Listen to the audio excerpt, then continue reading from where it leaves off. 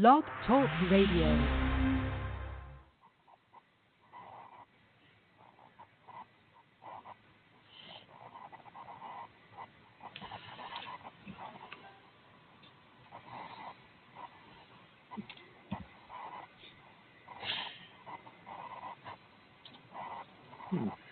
What do you think of that, Ronnie?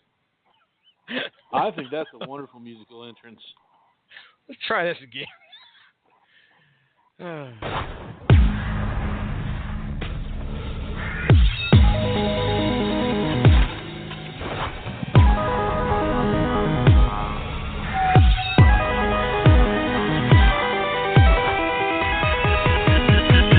Cold in the trunk.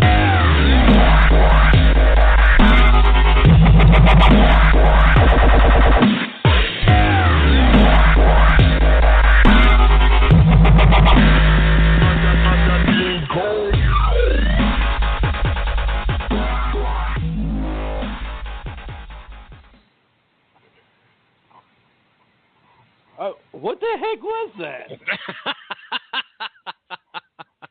That was the intro. You're on, sir.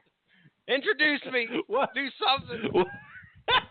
Welcome to Screaming Boy Podcast, episode number 17. We are live on the Radulich Broadcasting Network, and we are so happy to be on here. Thank you, Mark Radulich, for letting us have a live episode tonight. And right now, I am with Jesse Starcher. Jesse, say hello to the good people that are listening. Hey, everybody. Hope you like dubstep. That's what brought us in. Enjoy it. Savor it. I tried to make it related to our subject, at least. Okay. What? Enlighten me on what that was. That was Datsik and... Oh, man, who was the other guy? There was another dude that was in collaboration with Datsik, but King Kong in the Trunk, Datsik, Datsik, and the name of the tune is King Kong, and I think it's sampling a Chameleonaire song according to YouTube, because I only knew it by obviously the few words that are said, which is King Kong in the Trunk. So naturally, I just go to YouTube and search King Kong in the Trunk, and that brought up a Chameleonaire song first, which is apparently a rapper I don't know much about, but after my day anyway.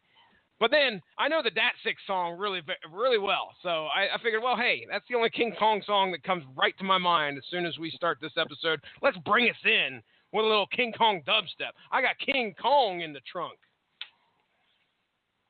I like it. It matches tonight's episode's theme. What we're going to be talking about. So, Jesse, thank you for that. I mean, that's I worked hard. That's pretty incredible. Yeah, I did. Yeah. I did approximately 5 minutes of finding the song, editing it, and then slapping it on Blog Talk. Well, I tell you what. Hard work. I enjoyed it. I do enjoy a good dubstep tune. Wait till you hear the outro. Oh, I'm excited. So, if you have not seen it yet, do not worry. There will not be any spoilers tonight. We are actually waiting on a couple of people as well, so I'm kind of stalling a little bit. Sure. But not Joseph. Joseph yeah, Stalin. Dumb. All right.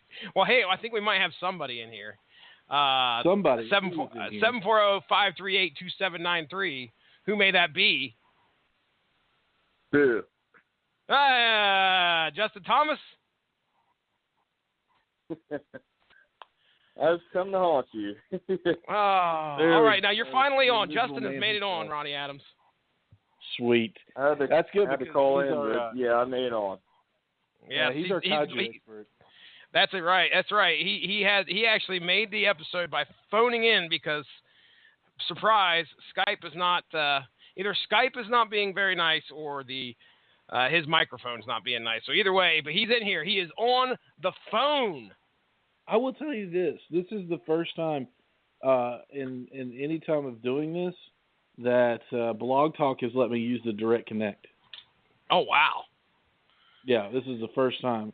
And so this is a monumental day for me and Blog Talk Radio. So it's been forever since I've actually hosted an episode too. Like actually sat behind and messed with the switchboard and stuff. Usually, me and you guys are over on YouTube doing stuff over there, and then I edit later. But it's been a long time since I'm behind the switchboard here.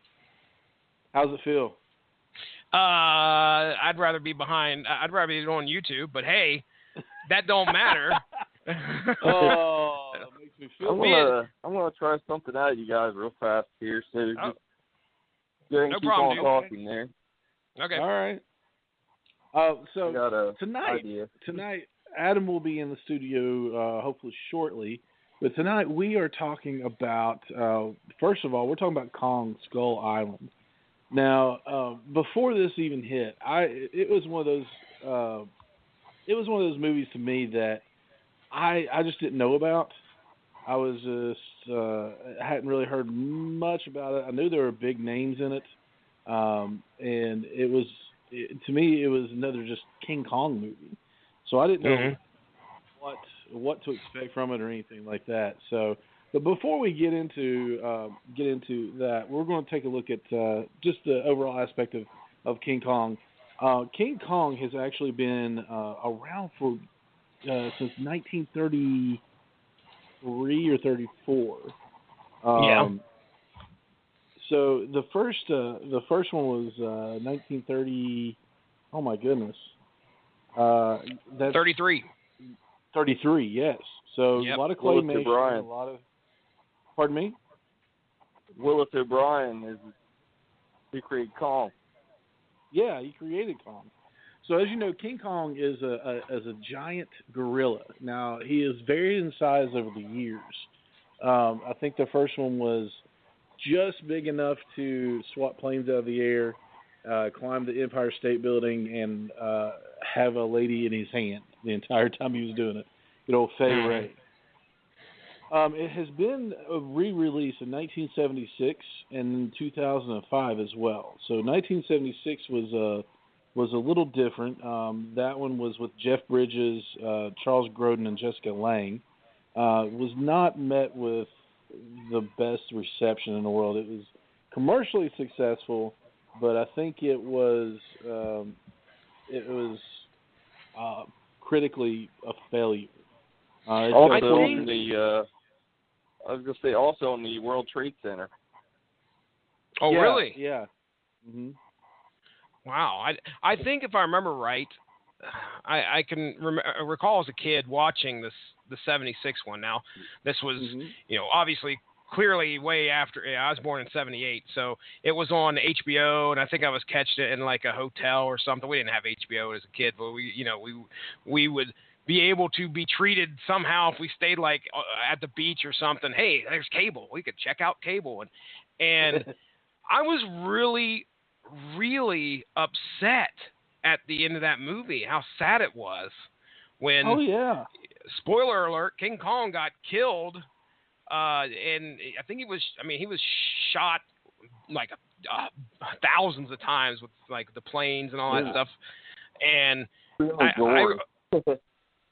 remember being really upset and like really sad that King Kong got killed in that movie. And of course, that's probably my first ever. That movie right there is my first ever introduction to the large ape.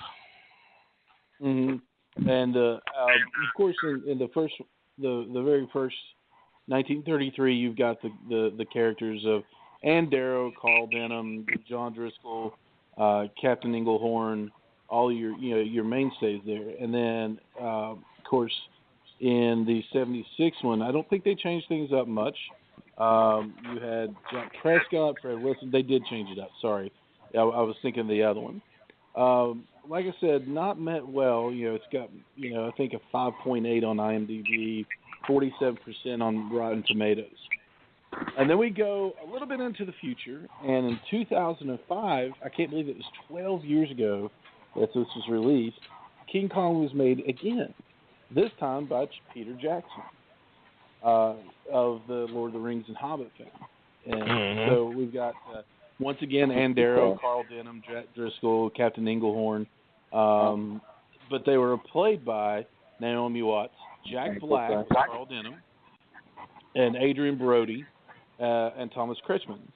So this was kind of a semi-serious role for Jack Black, and a lot of people didn't know how he was going to handle it.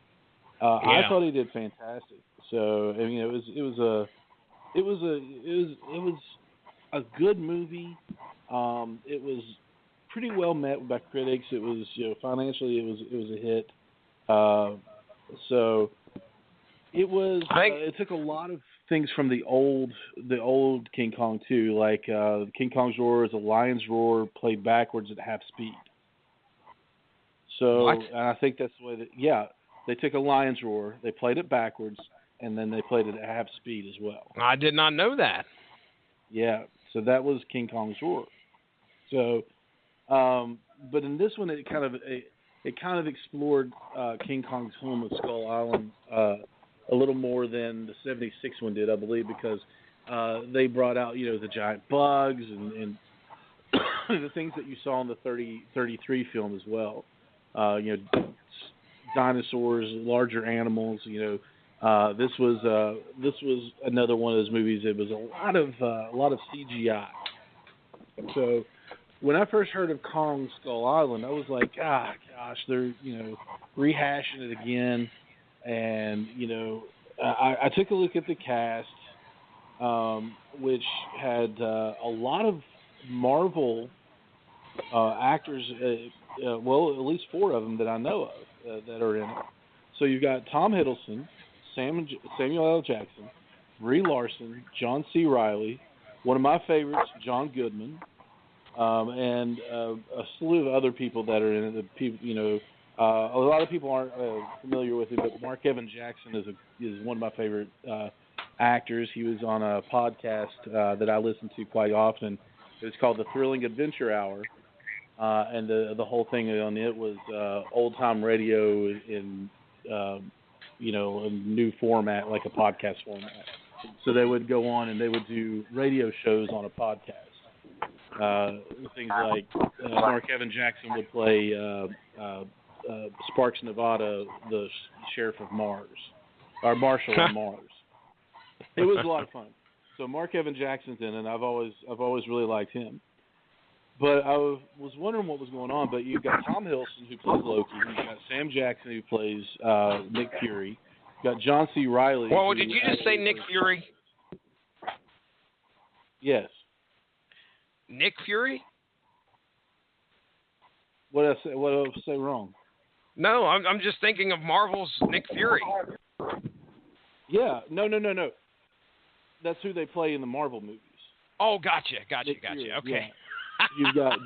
I thought you were naming the cast.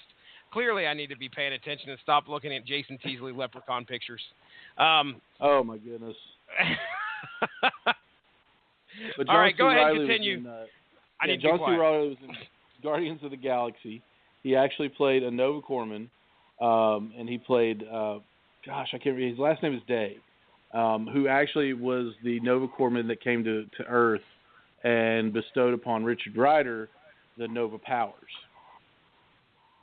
So he actually has a character in Guardians of the Galaxy that was in Marvel lore, John C. Reilly. And gotcha. Of course we have our newest addition to the Marvel family, and that is Brie Larson, who's going to be our Captain Marvel. Oh. She's going to be playing Carol Danvers. So when I saw that, I was kind of nerded out over the fact that so many of these characters, some of these actors that have been in Marvel and done such a great job, were going to be in this as well. So I was like, well, I'll give it a chance. And I didn't really read much about it, but the basic storyline is a team of scientists explore an uncharted island, Skull Island, in the Pacific, venturing into the domain of the mighty Kong. I must fight to escape a primal Eden. So the setup of the story is that John Goodman and his assistant are a part of this group called Monarch, and Monarch is kind of the crackpot of the military laughs at them. They're a government agency, So they are monster hunters, basically. So they go under the pretense that, hey, this is an uncharted island, and we have satellite feed of it. The Russians are going to have satellite feed of it soon. Do you want us to find what's on there first, or do you want them to find it? And I say Russians, so let me set this up a little bit further, because this is set in 1973, not long after the end of the Vietnam War has been, they said the U.S. was pulling out of Vietnam. So I'm a sucker for that era. I like the Vietnam War, movies. So I was kind of stoked when that happened, because Samuel Jackson plays Preston Packard, who is actually a leader.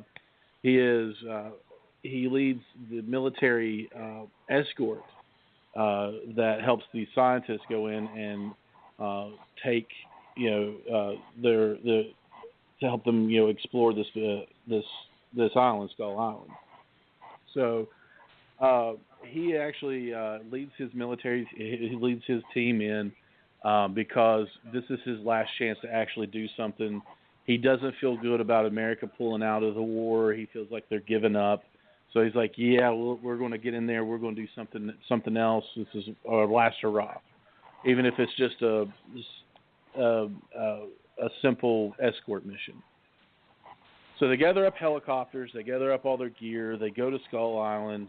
They start dropping seismic charges, which were bombs, to pretty much chart the island, which in turn gains the attention of the mighty Kong, who is king of that island.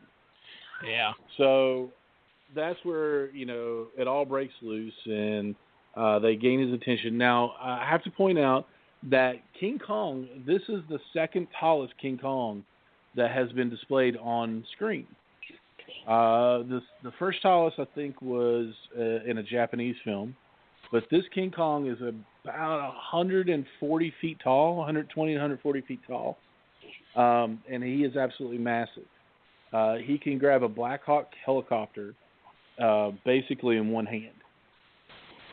And this, it's just the way they did this. The guy who actually did the motion capture for King Kong was trained by Andy Serkis, who did Caesar, who did King Kong in the 2005 King Kong, who is known for his motion capture roles. So he's the one that was in a couple of the Planet of the Apes films with Andy, and Kong wakes. They get the attention of Kong. They find out that Kong is king of the island, and he's ticked off at him not because they're there, but because they're awakening something else that is living under the island that he has kept at bay for some time. John C. Reilly. Yeah, exactly. John C. Reilly plays a World War II pilot who, in the beginning of the movie, you find out it crash landed there. It has been living there for 30 years on the island with the natives, and he has become one of them, even though he's a little crazy. But he's not over the wall, he's not like over the top crazy. John C. Reilly did a phenomenal job at this. Sam Jackson is Sam Jackson. I mean, he's just there. He's, pulling out guns and yelling out, "Hold on to your butts," and everything else. He does fantastic on everything he does. And then Tom Hiddleston plays the hero in this instead of the smarmy, slimy little brother Loki. He does a great job in that. John Goodman is one of my favorite actors. He does fantastic in his role. Kong Skull Island is not what I thought it was going to be. When I sat down and watched it, my jaw had dropped to the floor and just stayed there the entire time. I absolutely loved it. In fact, I saw it twice. Wow. The second time I have a pretty good idea of what was sleeping under there. I have a pretty good idea, but I'm not going to say anything. No I don't spoilers. think it'll ruin anything. Yeah, I don't think you could see it what he's fighting on the trailer, but I'll just leave it at that. There is more than one. So they through John C. Reilly, they find out that these people don't fear Kong. and Kong doesn't bother them, and they built a wall not to keep Kong out. He's actually their protector, and they view him as a god. He's king of the island. That's why he's King Kong. So they revere him. They thank him. So this movie is visually stunning. It's well acted. It was well written. The special effects are incredible. And I was really blown away because I don't know. I guess I wasn't expecting much, but I didn't know. It wasn't anything what I was expecting, to be honest with you. It was actually quite incredible.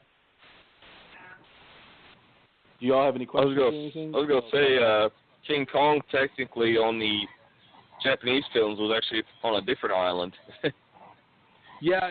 Now this holds to the American version of Skull Island. That's where they found King Kong.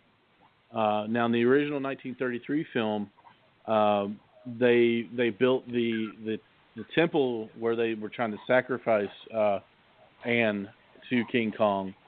Was actually used in Gone with the Wind. In the burn, when they burned everything down in Gone with the Wind, one of the sets from King Kong. A lot of sets from a lot of different movies were actually physically burned down for that scene. So we don't have much left of the 1933 film. Wow. So that's kind of sad. Yeah. So those were actually, like I said, physically burned down for that. Now in this was a lot of the in Skull Island. A lot of it was filmed in Hawaii, so you've got a lot of tropical background. It looks exotic. It is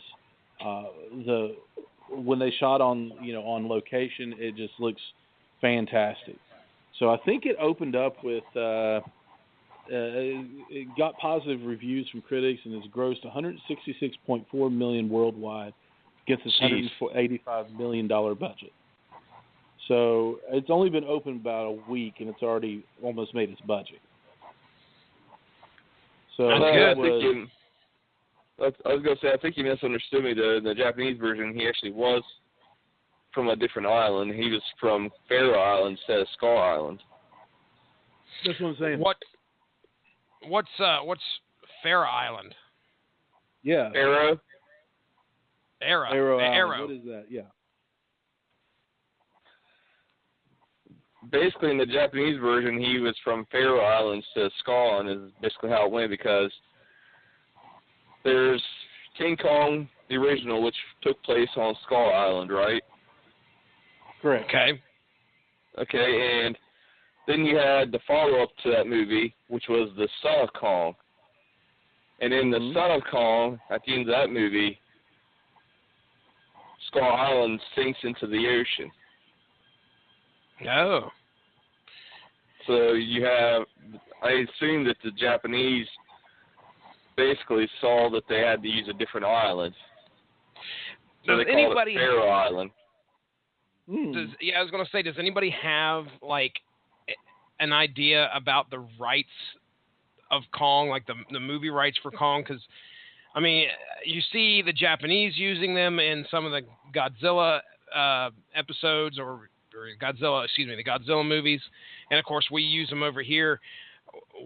Does he become like what's the word for when a character comes out of copyright? What is the name for that, Ronnie? It's like where anybody can use them. Fair use. Fair use. Yes. Yeah. I didn't know if that was like something because it seemed awful early. They were using him awful early.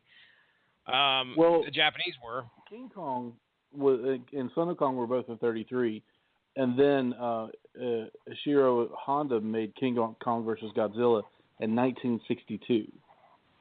So we got it was almost 30 some years. Before, so I think they kind of not sold the rights, but allowed Toho, the distributor, to use that.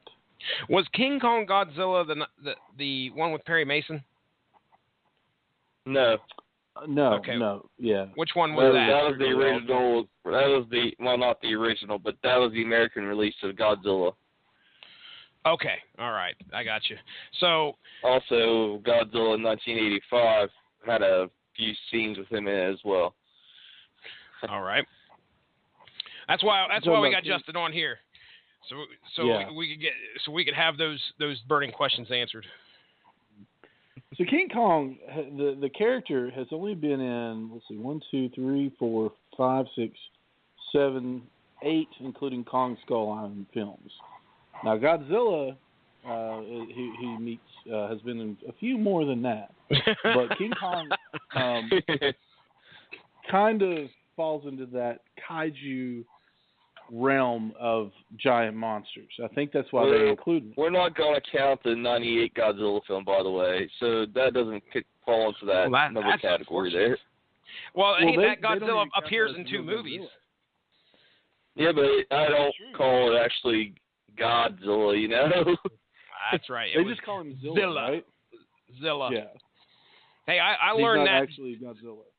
Specifically because Justin loaned me, was it Godzilla 2000? Final Wars. Yes. Final Wars. He only lasted like 10 seconds against Godzilla. I think that was their nail in the coffin of saying they threw him into you guys were wrong. Yeah, they threw him in. It was the battle occurred in Australia, if I remember correctly. Sydney. Sydney, Australia, and threw him into the whatever that monument is there in Sydney. Amphitheater. Thank you. And that was the end of that. Amphitheater, heat ray, boom, done. So, King Kong is get back to King Kong real quick. He's you'd have to live under a rock to not even heard the name King Kong, because in popular culture, in everyday use, you say King Kong, oh my gosh, he was as big as King Kong, or look at that guy, King Kong Bundy. There was King Kong Bundy. That's right. King Kong Bundy. Yeah. So everybody kind of knew who King Kong was and what he represented. He represented raw power. He represented strength, and he primality, and if that's even a word. So it was just an excellent, wonderful idea that came from in 1933. Somebody just wanting a gorilla, terror movie, and it grew into no pun intended. It grew into King Kong.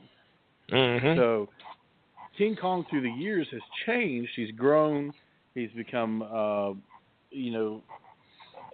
more detailed, things like that. And the details on this movie are incredible. He grabbed a helicopter and by the tail, and the rotor cut him. And later on in the movie, you can see him looking at the cuts on his hand, and they were a little deep, but he washed them off, and and that's when he fought another monster that wasn't one of the main ones. It was just this giant octopus squid kind of thing that was hiding in the water, and then he started to eat it. But that's pretty common in the Japanese films, is the giant octopus or giant squids. Oh yeah. I mean, you see him fight.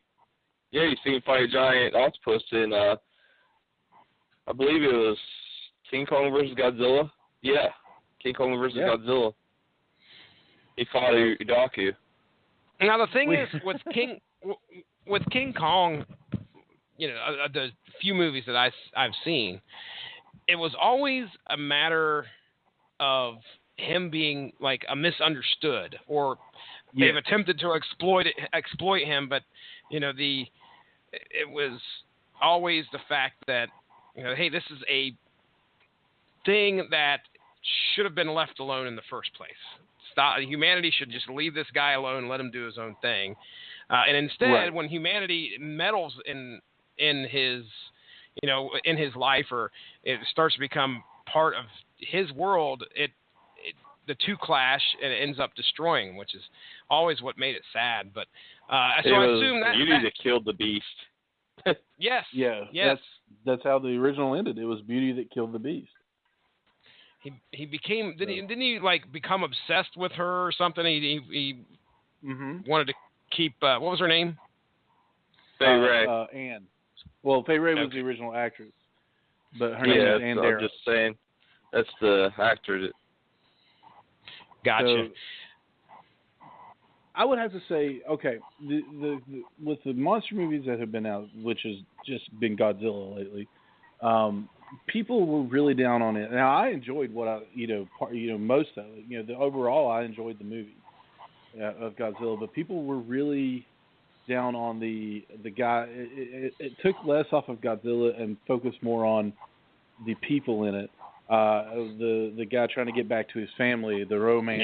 Yeah. We're talking the 2014 Godzilla with Bryan Cranston. Right. Yeah, isn't that movie called Where's My Wife? A movie featuring Godzilla. Yeah. Yeah, exactly. Hey, is Adam in here? Adam might be. I don't know. Let me take a look at the switchboard. Adam, are you in studio? He is not in the studio from what I can see. Okay. Now, I will say, if they would have went the scientific way with that Godzilla movie, I would have been all in for that. I really would have. Scientific way? What do you mean? Well, I mean, every Godzilla movie usually has the action or the scientific way. It's never really a whole dramatic thing, really. Oh, okay. So you're saying focus more on, how we going to take this guy out instead of the whole emotional, oh crap, monster movie disaster piece. Or you have the group of people that are on Godzilla's side. They're helping him fight. They're fighting the aliens as he's fighting the giant monsters being controlled by those aliens. Yeah. I mean, I would have liked it better if Cranston would have stayed alive, and then they went off and tried figuring it out, and then the son and found his wife, and okay, gone. What I was trying to get to with the Godzilla, and then focusing on the whole. It's really weird because it was the two actors. It was Elizabeth Olsen, and I can't remember his name, but they also play Scarlet Witch and Quicksilver in Avengers: Age of Ultron. So they play brother and sister in one, and then they're in that movie, and then they were husband and wife in Godzilla. It was kind of odd. But they focus too much on them and not enough on the monster. Now in this one, King Kong. I mean, the people are the story, but Kong is the central focus piece as well, because there is no. I mean, there's hints of the two of the main characters, having feelings for each other, whatever. But that's not even part of the storyline. This is revenge and protection. Like a revenge movie for some in some aspects. Just pure primal hatred, revenge, and then on the other aspect, it is a get off my property movie. Kind of a just hey, this is my place. You're here. I want you gone, or you have to abide by my rules. So there is people get off my lawn. Yeah. Right. Who was that? That was Justin doing a scary impersonation. That was get off my lawn. Oh, wow. But it's one of those things. Sorry, I keep getting Adam. I don't think you're in studio, buddy. You may be hearing us, but I think you're just listening to the show. So yeah, unfortunately, I haven't seen him pop up yet. He is. I have the listing over here. I don't see him yet, so I'm keeping an eye out though. Tell him to keep trying. Okay, can I add something really fast to your Skull Island there? Yeah. I've been seeing actual. I'm trying to think of how to describe it. I mean, it's like scenes that they were thinking about doing, but they actually didn't put into it. And looks like they were actually thinking about actually putting Manda, the serpent, into it at one time. I think they were, but they had so much going on with this other stuff that really, honestly, I didn't miss it.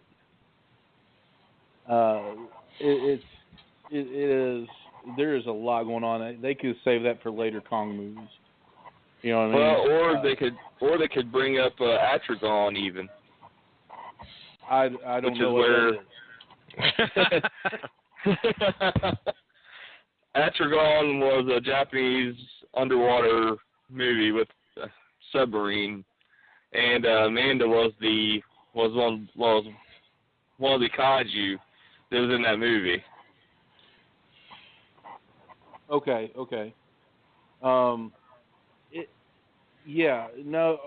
Trust me, you won't miss them. So this whole thing, is I mean, like I said, the movie's fantastic. I am going to spoil one part for you, and okay. I hope you don't mind.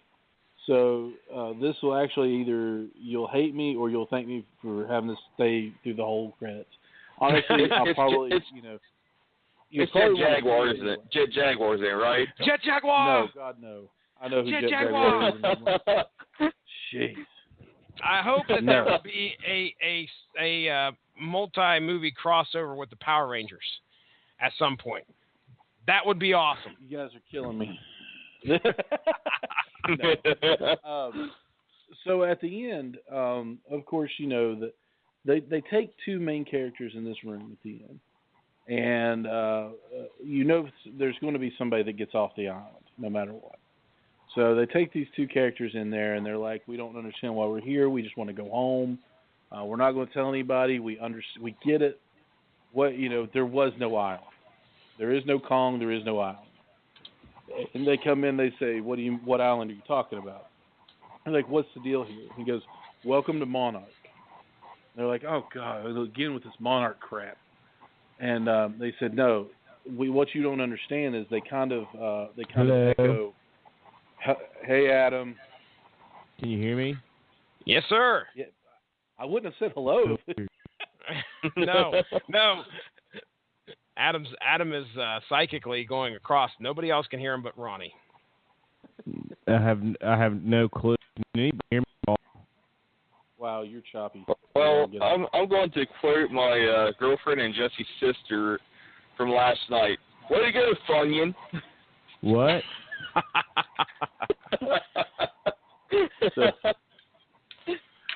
But can y'all hear me? Is this better? Listening, so he knows what's going on here. But kind of. So at the end, I've been trying to figure out how to work this thing.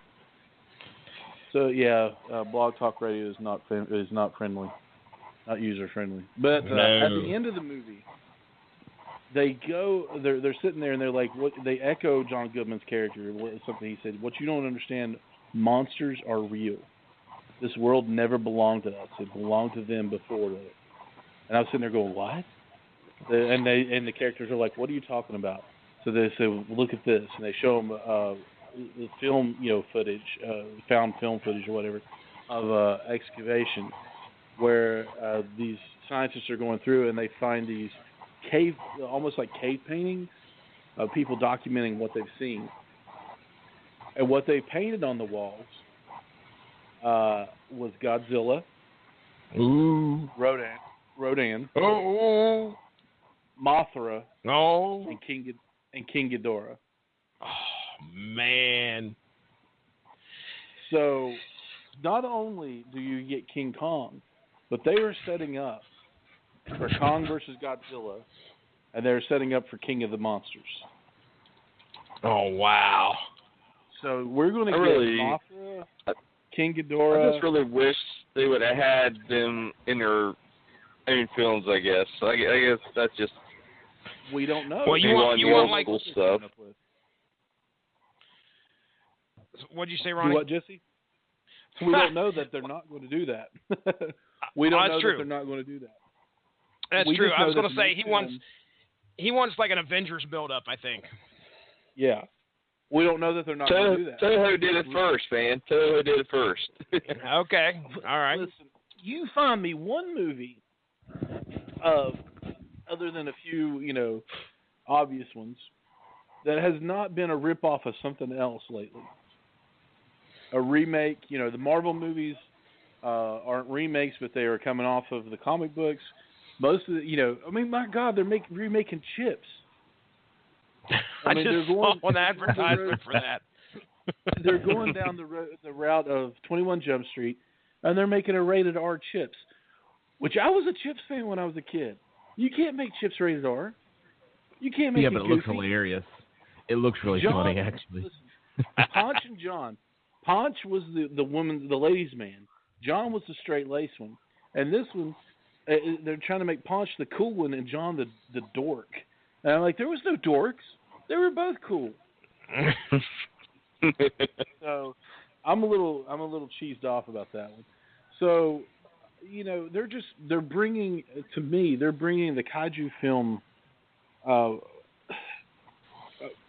It has a specific audience. It has this cult following, but I really feel that by bringing it to America, it's going to gain some more followers. It's going to gain some more fans. So I'm kind of excited because if they keep going along with the way they did Kong Skull Island, they're going to be fantastic. I'm just throwing this out here. Oh, go ahead. Yeah. Oh, the next movie they're going to make is Kong versus Godzilla. Yeah, that's going to be epic. Yeah. Just unreal. And that's in 2020. I was just looking just to see what I could possibly find here. Warner Brothers Pictures brought us Kong Skull Island, okay? Mm-hmm. Which blows my mind. Warner Brothers Pictures also brought us Pacific Rim. Oh, yeah. Just putting that out there. So and there's talk about that. Both Legendary Pictures as well. They say the production company is Legendary Pictures. So that would be, dude, I mean, come on. The humans actually get a chance to fight. Now, Justin, you're the expert here. Did the humans ever build a robot other than, of course, not the large human Jaguar, but did the humans ever build like a robot or anything to fight any of the kaiju from Toho or any of the films that you've seen? 1993, Godzilla vs. Mechagodzilla 2. They made Mechagodzilla instead of the aliens, like in 1974's Mechagodzilla. And Godzilla versus Space Godzilla had Mogira, which the humans built instead of the Mysterians did in the Mysterians movie. Okay. Who built the robot version of King Ghidorah?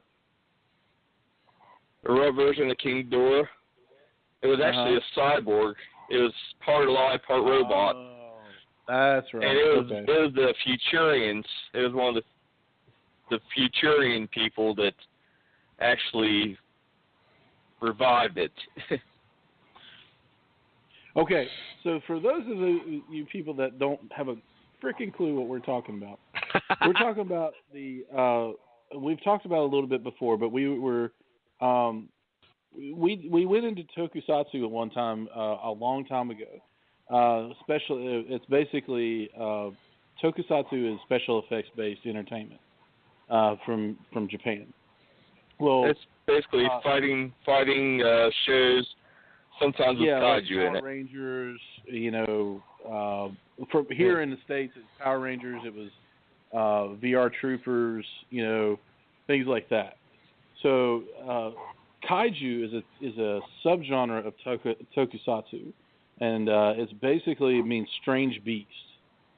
And it's a film genre that features monsters, giant monsters attacking major cities, just like you got Godzilla is the most famous one. But the ones we were talking about that go along with Godzilla, we've got Mothra, which is one of my favorites because he's just a giant moth.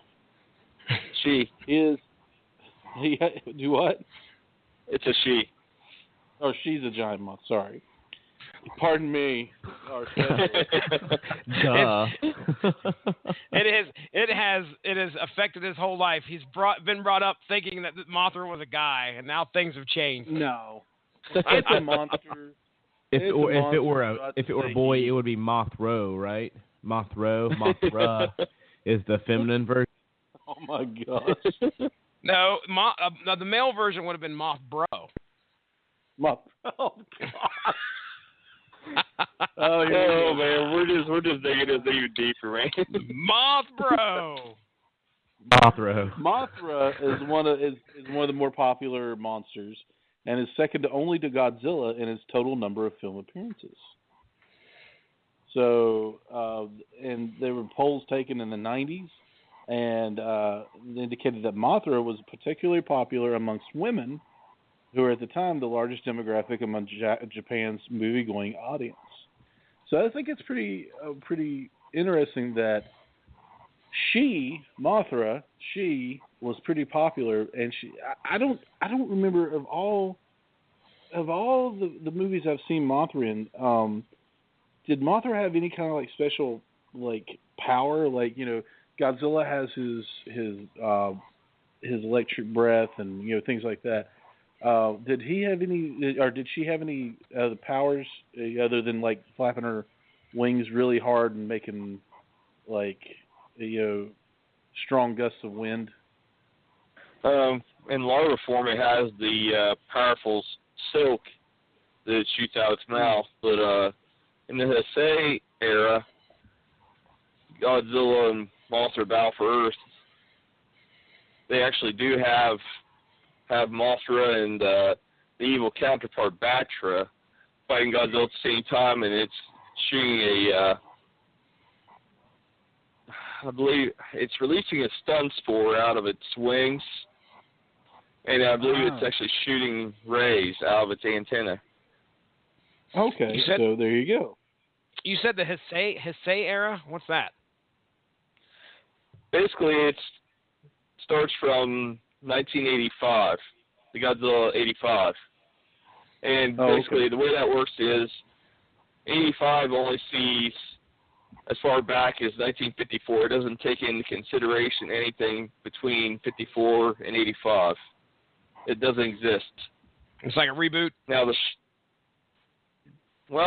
not a reboot. It's actually a sequel. It just long delay right there. Okay. It's got the 54, and then it moves on forward to 85. Then you got your Showa, which is 54, moving on up through all the movies, but Showa doesn't notice 85 because it's totally different. All right. Showa ends at 79 with Terramecha Godzilla. Okay. So let's talk a little more about the characters that showed up at the end of Kong Skull Island on the wall there. So we've got Mothra, then Rodan, we'll just say Rodan, is another kaiju monster, and it's interesting because Rodan is actually just a giant pterodactyl. And not just a giant pterodactyl. That's terrifying. He is a giant pterodactyl. So his name, his Japanese name is Radon, which came from it's a contraction of pterodactyl. So it was changed to Rodan for English-speaking markets in order to avoid confusion with the element radon. A little bit of trivia. How many Rodan were there in the original movie? I have no clue. Wait. There were more than one Rodan in the original Godzilla movie? In Rodan. Okay, gotcha. I'll give a guess. I will say 4. There was 2. 2. Any specific reason why there were 2? There were just 2 of them. I mean, that's basically how it went. They thought there was one for like the longest time, then they found out that there were 2. Because there were 2, Jesse. There were 2. Suck it. I'll take a big. Okay.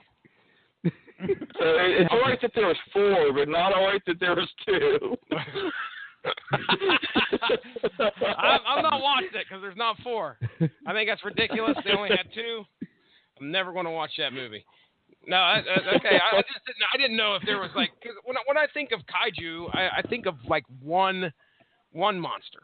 You know, there aren't like 4 Kongs running around on Skull Island. There's not 9 Godzillas taken care of over there in the ocean. Two Rodans. All right, trivia noted. Now, Rodan was thought to be dead at the end of the movie, basically because they wounded the one Rodan and it fell into the volcano, and the other one followed it into the volcano at the end. That's very interesting. Remind me. Yeah, I know, right? Justin, remind me, Rodan. What special powers did he have? Jesse's supposed to remind you of that. Okay, hold on. I said. Did you say Justin? Oh, okay, my bad. I did. I don't know if I actually did or not, but in my head, I did. Basically flying at high speeds, causing sonic booms, and the whole wind gust. And then, with the exception of Fire Rodan and Mechagodzilla 2, we're actually breathing a heat ray. Okay. So, now in the other one, the last one we're going to talk about is actually one of my favorites. It's Ghidorah, or better known as King Ghidorah. Ghidorah is a 3-headed dragon that has shown up in multiple movies. He has, the power of flight and the capacity to fire gravity beams from its mouth. So this was one of the cooler ones to me, because it seemed to me he was, as a kid watching it, I was like, he's the one that faces that poses one of the biggest problems for Godzilla. So I really, I was a big fan of Ghidorah, or King Ghidorah, back in the day when Godzilla was, fighting him. And of course you've got Godzilla, who is pretty much king of the monsters, and Godzilla is Godzilla, unless you're talking about the '98 Godzilla, which is known as Zilla, and was promptly killed quickly, as we discussed earlier. Which version of Ghidorah do you actually prefer? Do you prefer the one from outer space that came from the meteorite, or do you like the Futurians created one with the Dorats? The first one. And I'm that's my pulling that favorite. answer completely out of my butt, because I am not well versed in kaiju as you are. Have you seen the 2 versions by chance? There, Ronnie. Do you know? I'm sure I have. But these monster movies, to me, I enjoy them. I'm not immersed into the mythology as much as he is, as much as Justin is. Justin is a fan, is a super fan, and puts me to shame. Whereas I'm just a fair weather fan of, like, oh my gosh, this is on, let's watch it. And I don't have a clue what's going on, but I love it. You know what I mean? So now Jesse was really surprised in Final Wars by Ghidorah, weren't you, Jesse? It's been a while since I've seen it, Justin. Help me out. I mean, I know I'm looking at a bunch of pictures now. What happened in Final Wars? Do you remember it started out as Monster X? Oh, that's right. Yes, and then it changed into King Ghidorah, or Kaiser Ghidorah, actually. And I'm telling you right now, I had a lot of fun watching. It used to be I didn't give a whole lot of, I didn't give a whole lot of credit to the mythology for Godzilla until I watched some of the Japanese, the Toho ones. As a matter of fact, I haven't finished it yet, but I'm trying to make my way through Shin Godzilla, the one that just got released. Was it last year, Justin? Yeah. The most recent Godzilla movie? 2015, I think. 2015. Okay. Yeah. And it was. I really wanted to watch. I really wanted to make my way through that, but it's neat to see the. This is kind of where the monster movie took its roots over there in Japan, and there's just this certain style that they do with these movies that a lot of people want to see emulated over here when the American film gets done. And I think a lot of people feel let down when they take some of these monsters and really, just like the 98 Godzilla. I remember I think I went to the theater and watched that movie, by the way. And I owned it on DVD. One of the first movies that I owned on DVD, if I remember correctly. But that was Godzilla versus the state of New York. And we didn't get all these other Godzilla great monsters in Madison Square Garden. Oh, that's right. Yeah, I can't forget that. And Matthew Broderick. Anyway. But I do have to say this, Jesse. If a giant lizard attacks New York, who other than Matthew Broderick would you rather have? Oh, yeah, that's the first person that comes to mind. Right. Not some guy that looks like Arnold Schwarzenegger or no, just a worm-loving scientist. Yeah, that's right. Adam, would you rather have Matthew Broderick, or would you rather have Arnold or Stallone, or for that matter, me? I would do better than Matthew Broderick. I'm going to take door number 4 and go with Chuck Norris. Oh, winner! No, he's not in the equation. Winner, chicken dinner. It's because Chuck Norris is the equation, or you can say he's the zero of the equation. You can't really divide anything, or we can do limits to infinity, and he would be infinity. So. Okay, stop. That's cool too. That is a great Scar Symmetry song, by the way.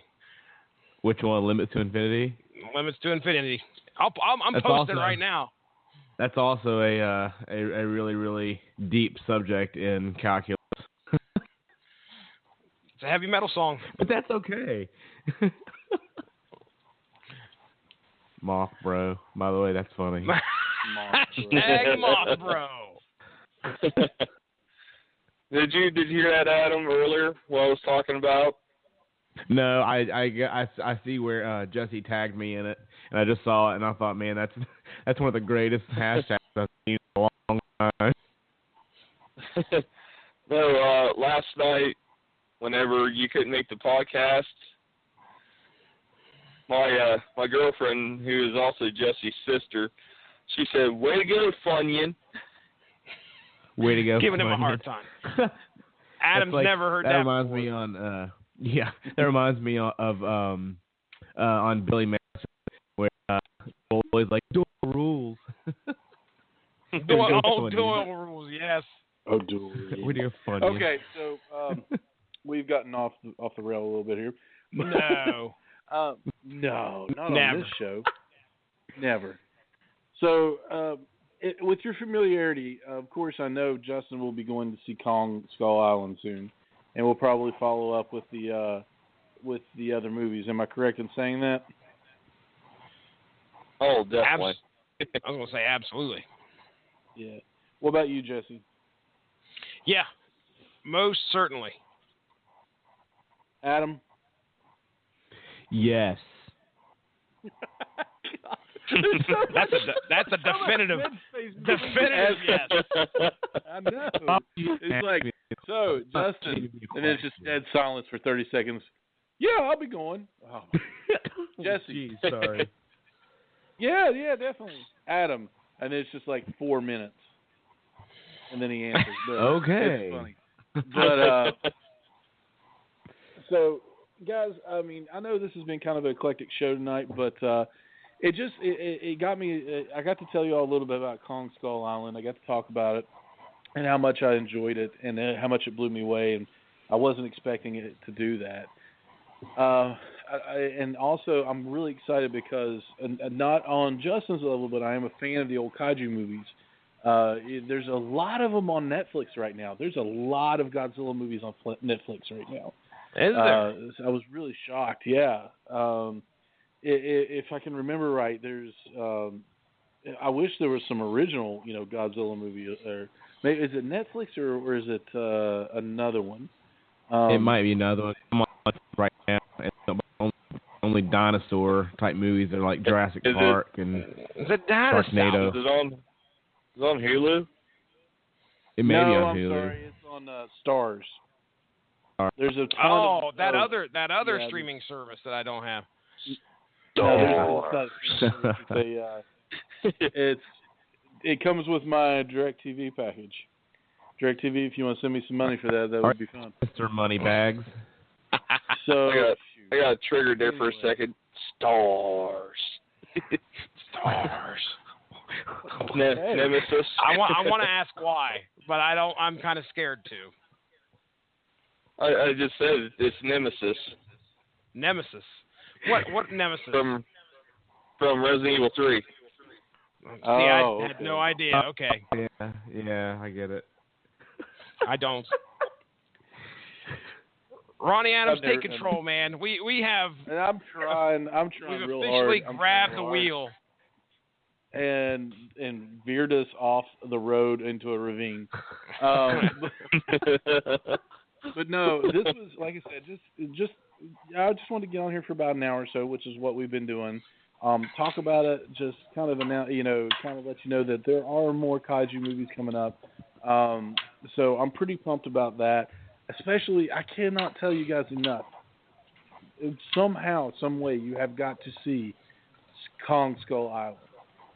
And then, I mean, like, just for the military aspect, like I said, it was set in 1973, like days after the announcement, hey, we're pulling out of Vietnam. So Sam Jackson's character has kind of this breaking moment, this apocalypse now moment of like, I have to do something, about this imminent threat. And if you look at the theatrical poster of Kong Skull Island, it is a throwback. It is an homage to Apocalypse Now. Ooh. So if you look that up, I mean, it's got two choppers flying in. It's got the soldiers marching through the waters, and it's got the sunset with Kong in the background. The horror. Yeah, I mean, it looks fantastic, man. And the catch line for it was actually pretty great too. All hail the king. So there was nice. Yeah, I know. The one thing that I have read and have listened or heard, I should say, is that Brie Larson, who plays whose character is Mason Weaver in this. She's a reporter. They call her a war reporter, but she calls herself a peace reporter because she did not make any friends during the Vietnam War by taking the pictures that she took. Apparently, it didn't gain the U.S. soldiers, in the storyline. It didn't gain any. So you didn't do us any good by taking those pictures. So she showed the horrors of the Vietnam War, but Brie Larson is getting some crap for being the Fay Wray type character in this movie, of not being a strong female character, which is complete bull crap because she takes the bull by the horns a couple of times in this and is a very strong female character. So my question is, real quick, a little political, a little out there, do you think that oh gosh, how can I phrase this? Screw it. Do you think it's getting a little out of hand with this, not girl power stuff? I'm all about a strong female lead. But if a character who is a female shows any kind of weakness, any kind of anything like that, she's immediately attacked and said, am I justified in saying that she's immediately attacked and said, you are not representing women fairly anymore? Who you want to go first? I'll go. Adam will go first. No, Adam. Make Adam go. For it. No, I think what you have is in this kind of case is you have a very, very small subsect of the population with hypersensitive things like that. So the problem with that is they're the loudest also. So you're going to get a lot of pushback from them, and they're all part of the same era Yes, they're all buddies. So the actors in this subsect, they're all friends. So the platform, I guess, and they have lots of platforms that cover them as well. So I mean, I think it's just a hypersensitivity of a small group of people. Plus it's like anything else. It's cool at this point. It's popular. It's a popular mindset right now. So. Oh yeah. I agree. It's look, there's just too many people griping about that these what somebody should have done in a movie or in a TV show or how somebody should have been portrayed. You know what? Look, we don't have the directors and the actors don't have a responsibility to the public other than to make a movie that's entertaining. Okay? Because somebody is not being portrayed as a strong lead or a strong female lead. Can we say not being portrayed to your standards of right. a strong female lead? Exactly. Not Jesse Starchers, but the people that are complaining. Yeah, it's your personal opinion. And now all of a sudden you find 12 other people that have that same personal opinion. You got to jump on. Oh my gosh, you can't possibly be happy with the fact that you portrayed a weak woman who was in danger all the time. Look, if you don't like the movie, don't watch it. Okay? Don't go on your jump on the bandwagon with all your friends and try to burn the place down. Just leave it alone and go find something that you enjoy. Okay, I don't care what your opinion is on somebody on how somebody's acting or how somebody was portrayed in some way. Just don't watch it. Don't give the person any money. Then now, really, what you're seeking to do is to influence somebody's opinion who has never seen it. That's right, and that's not fair, in my opinion. And then I just want to throw out that they reversed the role on the newest Ghostbuster movie, and everybody was complaining about that too, making him weak. Oh, right. And dumb. Weak and dumb. Yeah, it's like there's no happy medium there. Right. I was all about the female Ghostbusters. I wanted to see if it was going to be any good. When I say all about, I'm saying I was intrigued. And I was like, okay, I'm going to go in this with an open mind. I don't want my opinions to be completely and utterly biased going into this movie. I don't want to be that guy. So I was like, all right, so let's watch this movie. And it was on Stars. I have on DirecTV. I was like, oh, great, I can, watch this on demand. I can, do whatever. It doesn't cost me money. So if the movie sucks, I don't have to worry about it. The movie sucked out loud. And it wasn't because there were girl Ghostbusters. It was because the movie sucked. It was a terrible movie. Because it sucked. Sorry. Yeah. It was just not a good movie. So a lot of people... like you said, this small subgenre of people, or this small sect of people who, have this opinion, they automatically jump on the bandwagon of, oh, you don't like it because they're girls. No, I don't like it because it wasn't good. Yeah. That's why I don't like it. A lot of what we do on here, every podcast, is we provide usually either a breakdown of something and then an opinion. But I think people should be smart enough to understand you make your own opinions and decisions based on your own personal interaction with whatever it is. So if we sit here and have an opinion on a film, don't take our word for it. Go watch it yourself and gather your own opinion. And so many people are concerned about... Yeah, so many people are concerned about what the critics are saying. Well, we're looking at it right now. This is totally off topic, but Ronnie, I know, is in the process of watching Iron Fist, and so is Mark Radulich. And everybody is crapping all over. Everybody had crapped all over it. Now, if Ronnie and Mark would have listened to the critics, they would have been like, "Well, I'm not going to watch this." Turns out things are actually a little bit different so far in your guys' opinion of the show. Correct? I like it. There you go. I think it's a good show. So if it was, I was just gonna say, it seems to me like everything I like, the critics hate. Yeah. Well, listen, we live in a politically charged era right now, where everybody has a voice, whether they want to have it or not, because of social media. You know, and everybody, you know, we have a lot of people that have that do a lot of yelling on their soapboxes about stuff that they may not be educated about. So I'm not saying everybody. I'm saying some people.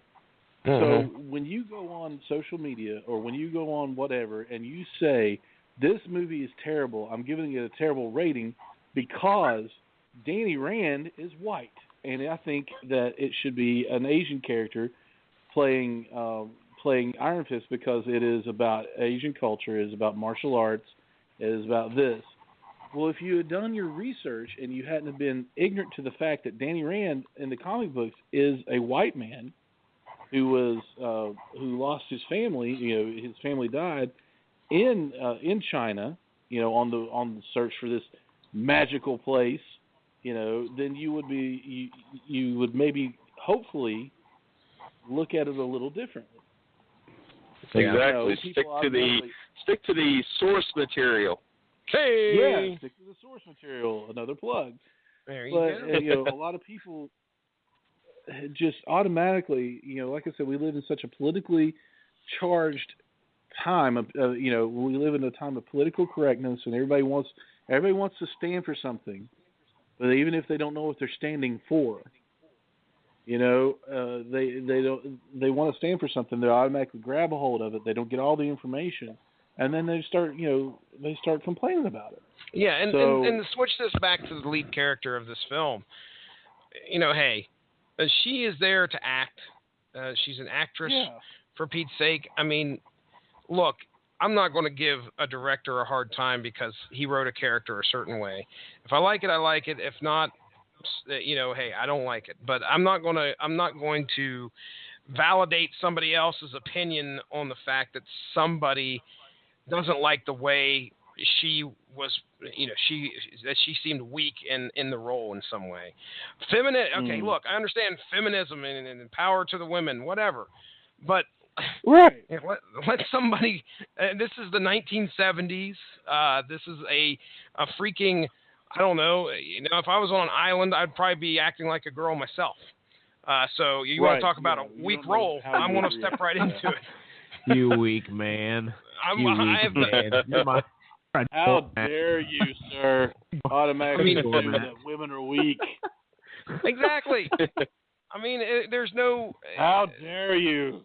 You're allowed to show fear and weakness in a role. Believe it or not. Stick to Adam's opinion on things here. He's gonna be like, I hate this movie. Well, why do you hate this movie? Because Chuck Norris. Chuck Norris. Why do you hate this food? Why do you hate this meal? Because Chuck Norris. It is an argument that cannot be, or excuse me, it is a reasoning that cannot be argued against. You just say Chuck Norris and you win the argument every time. You know, it's like you go in. It's like that was the verdict of the O.J. Simpson case. You know, it does not. If it wasn't, it doesn't fit. You must quit. It was just he walked in and they're like, you know, Your Honor, Chuck Norris, not guilty. I missed that. I totally missed that on OJ. They didn't air that. They didn't air that. This is hashtag because Chuck Norris. Yeah. No wonder everybody remembers where they were when the verdict was handed down, because it's the alternative ending. Ronnie Adams. Did he leave? Yeah, you're the one that's encouraging them. No, not me. Don't yell at me. So, well, guys, I think we're going to end it on that, so we don't get too Don't get old Papa Adams over here too worked up. So we're going to start with Justin, and we're going to say, hey, Justin, where can we? What's going on with you, man? Plug us something. Tell us what's going on. Anything. Everything going on, man. I'm everywhere. I hear you. I'm everywhere, man. Pretty much, I'm a big gamer. You can find me on Steam under Spectre 13. You can also find me on Xbox Live under Arctic Lightning. And the Sony PlayStation Network, you find me under Spectre 13 there. I'm also under my name, Justin Thomas, on Facebook. And then I have Twitter, Tumblr, Pinterest, you name it. I'm there under Spectre 13. Just look for the approving Deadpool pic. You'll find me. There you go. The big thumbs up. What do we got going on in the world of Starcher? The Starcher's world of awesome lately. The street level Starcher level. Street level Starch. That's right. Here. I tell you what. Radulich and Broadcasting Network. We're on here right now. As a matter of fact, you can go into the archives. The archives of the Radulich and Broadcasting Network, and you can find my podcast that I have on here, which is Source Material. Usually airs every Monday or every other Monday. We are almost to 110 episodes. That's insanity. I think when Iron Fist hits, we will be in the 110s. So if anybody's interested in a comic book show where we go in and we look at take a story. Sometimes it's a great story. Sometimes it's not so great. And we break it down for you. So recently, I should say upcoming, is our Iron Fist, the Living Weapon two-parter. It's going to be this coming Monday, and next Monday. So keep an eye out for that. That should be hitting. This was some of the most fun I've ever had on Source Material. Now, I have a lot of fun on Source Material. I mean, it's a great show. I love being a part of it, but I was hurting. I was laughing so hard. My gosh, we had appearances. We discussed. We discussed Ham Sandwich Anders, the author / artist of the book, and we also discussed the living god Whistle Stop Jenkins, who made an appearance. Oh, man, you guys just mentioned Ham Sandwich. That reminds me, where I work, we done a T-shirt just recently, and I kid you not, the kid's last name was Frankenberry. No, come on. Like the cereal? Awesome. Seriously, yes. I did a double take, and I just could not stop laughing the whole time I'm working on this shirt. Wow. If I had the last name Frankenberry, I'll do stuff so that people would look at me and be like, "How dare you? I'm heir to the Frankenberry fortune." Because Frankenberry the Chuck third. Norris, right? Chuck Norris. We basically, I'm not going to give anything away to the show, but if we couldn't pronounce it, we gave it a hobo name. Oh, and don't get us started on the Zhu Rong. Man, there was some bad stuff going on. I don't know. I'm on the fence of keeping the whole argument we had about pronouncing ZHURONG, because that went on for a good 5 minutes. But regardless, ladies and gentlemen, considering Mark Radulich had a personal stake in that pronunciation, but anyway, you can check that out. It's coming up. It's going to be the next 2 Mondays on here on the Radulich and Broadcasting Network. And last week, this past Monday, that just happened, I believe we aired the live episode that I did down at the local brick and mortar comic shop, Asylum Comics. Got to hang out with some good buddies down there. Got to hang out with my boys from the Kapow podcast. That's Cliff, the Grand Poobah, Michael K. Easton, Jordan Lowe. Also got to hang out with Remy there of Dueling Ogres. And we all had a fun time with no agenda. So it's real funny to put 3 podcasts together and have nothing on the table to talk about, and everybody's just kind of scrambling to try and, okay, what do we do? Well, we make fun of the guy sitting by us. That's pretty much what we do the first half hour, and then so it's 30 degrees outside. For a minute, I That's thought you pretty cool. said a name for a minute there. I thought you said No Agenda. No Agenda. Good old No Agenda fella showed up. Shows up quite a bit. That's all No Agenda. Anyway, ladies and gentlemen, that's it for me. I think just give the Rattlechen Broadcasting Network Facebook page a like, stay up on top of all the great podcasts that we have to offer over there, and turn it back over to Ronnie Adams, sir. Adam, what's going on? Right now, you can find me at in Exotic Dog, but if you don't want to search there, you can find me on Twitter at Adam is a Nerd. And can I also say that whoever mentioned Whistle Stop Jenkins, that sounds like a name from Psych. Say it again. A name from where? Whistle Stop Jenkins. Yes, but where? A name from where? Psych. Kind of, yeah. Yeah. He's not an elder Chinese fire god. Are you sure? No. All right. No, he's okay. not. He's not. He's a You can find Screaming Boy Screaming Boy Podcast on Facebook. If it's on social media, we've got an account. Like I said before, we even have a Snapchat. I don't use it because I think it's the devil. So not really. I just don't have any way to use it right now. But we have Instagram. We have Snapchat is the devil. I mean, who's on there always sending us weird stuff? Trying to plug our stuff. So you can find us on Instagram at Screaming Boy Podcast. You can find us on Facebook. Just look up Screaming Boy Podcast. You can find us on Twitter at Screaming Boy PR. You can find us on iTunes, Stitcher, TuneIn, and the Radulichen Broadcasting Network with source material and a ton of other great shows. TV Party Tonight, Damn You Hollywood, the 411 Ground Pound, Metal Hammer of Doom. We've got all these great shows on the Radulichen Broadcasting Network, and a lot of times they are the key word is synchronicity. What? Synergy. That's I was making words up. Synergy. So they've got whole weeks of just great content of new stuff that's coming out. So please check out the Screaming Boy Podcast on any one of those.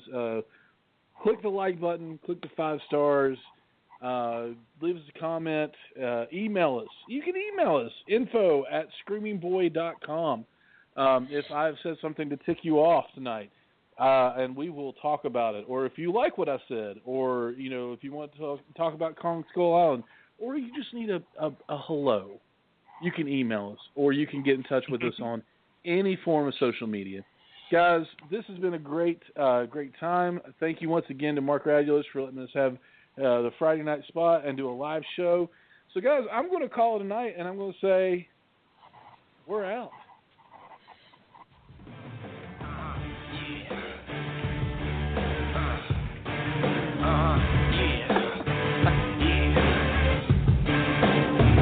Hear my cries, hear my call, give me your ears, see my fall, see my error, know my fault, time halt, see my loss, know I'm lacking, backtracking, where I met you, pistol packing, itchy finger, trigger happy, try to trap me, being rap, why you tap me, backstab me, break the faith, fall from race, tell me lies, time flies, close your eyes, come with me.